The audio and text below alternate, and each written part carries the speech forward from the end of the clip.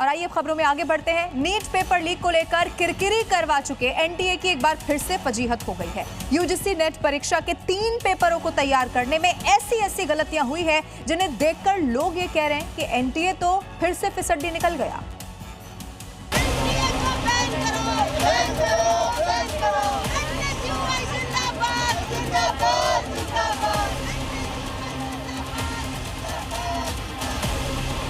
सड़कों पर उतरा ये गुस्सा एनटीए यानी नेशनल टेस्टिंग एजेंसी के खिलाफ है।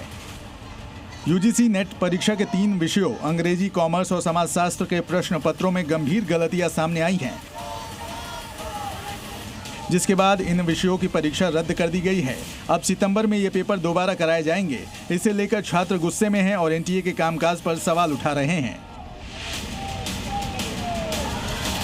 जहाँ पे दीमक लगी अपन दीमक को नहीं पकड़ पा रहे तो वो फिर इस्तीफा जायज नहीं है। ये सारी चीज़ें हो रही है तो मुझे ये समझ नहीं आता है कि जब आम स्टूडेंट को ये चीज़ पता है तो सरकार जो इतने बड़े पद पे बैठी है क्या उनको नहीं पता?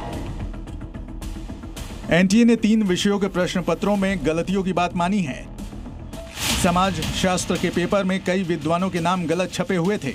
रिजर की जगह पुजर, पर्सन्स की जगह पासो और घुरिये की जगह घुनियल लिखा गया था।